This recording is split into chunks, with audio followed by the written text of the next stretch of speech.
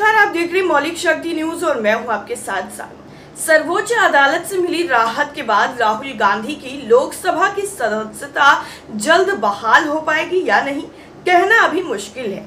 लेकिन ये उनके लिए कानूनी और राजनीतिक दोनों लिहाज से एक बड़ी जीत है। गौर किया जाना चाहिए कि सर्वोच्च अदालत के फैसले के बाद राहुल अपनी कार से लालू प्रसाद यादव की बेटी और राज्यसभा सांसद मीसा भारती के आवास पर गए थे, जहां आरजेडी सुप्रीमो उनके स्वागत के लिए मौजूद थे। अखबारों और सोशल मीडिया में आई तस्वीर में लालू राहुल को गले लगाते हुए नजर आए। राजनीतिक रूप से ये बहुत दमदार तस्वीर है। इसके राजनीतिक निहितार्थ स्पष्ट हैं। राजनीतिक नफे नुकसान से परे इसका संदेश बहुत दूर तक जाने वाला है। इसका जवाब ये नहीं है कि राहुल गांधी विपक्षी गठबंधन इंडिया की तरफ से प्रधानमंत्री पद के दावेदार होंगे। ये भाजपा और उनके पित्र संगठन आरएसएस की वैचारिकी को चुनौती देने वाली तस्वीर है, जिसमें दो ऐसे नेता नजर आए जिनकी सेकुलर दृष्टि और भारत के विचार को लेकर समझ एकदम साफ है। दरअसल 2014 में नरेंद्र मोदी के प्रधानमंत्री बनने के बाद से आरएसएस की विचारधारा न केवल केंद्र में है, बल्कि उसे सांस्थानिक रूप देने के सारे जतन किए गए। हिंदुत्व की विचारधारा को पिछले कुछ सालों में जिस तरह से धार दी गई है, वो दिखाता है कि मानो लंबे अरसे से संघ परिवार को इसका इंतजार था। चाहे राम मंदिर का भूमि पूजन हो या संसद के नए भवन का शिलान्यास हो या उसका उद्घाटन, प्रधानमंत्री मोदी ने धार्मिक अनुष्ठान से गुरेज नहीं किया। सारे देश ने टीवी के जरिए इनका सीधा प्रसारण भी देखा। दरअसल कम्युनिस्ट पार्टियों को छोड़ दिया जाए तो विपक्ष ने भाजपा और आरएसएस को सिर्फ लालू प्रसाद यादव और राहुल गांधी ही वैचारिक रूप से चुनौती देते हुए साफ तौर पर नजर आ रहे हैं। 26 दलों वाले विपक्षी गठबंधन इंडिया के सिर्फ इन्हीं दोनों नेताओं का भाजपा के साथ कभी प्रत्यक्ष या अप्रत्यक्ष संबंध नहीं रहा है।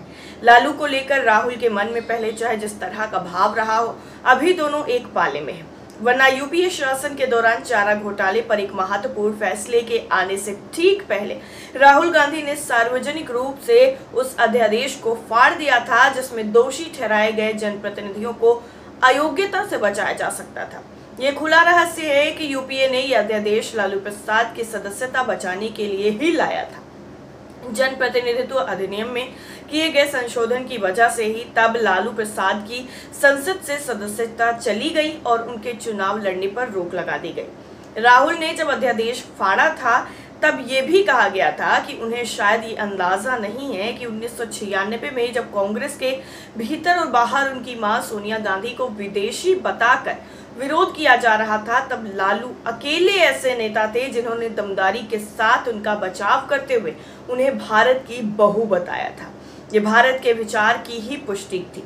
लालू प्रसाद यादव ने अपने राजनीतिक जीवन की शुरुआत भले ही 1974 में छात्र नेता और जेपी की अगुवाई में हुए आंदोलन में कांग्रेस विरोध को लेकर शुरू की थी, लेकिन धर्मनिरपेक्षता के मुद्दे पर उन्होंने कभी समझौता नहीं किया।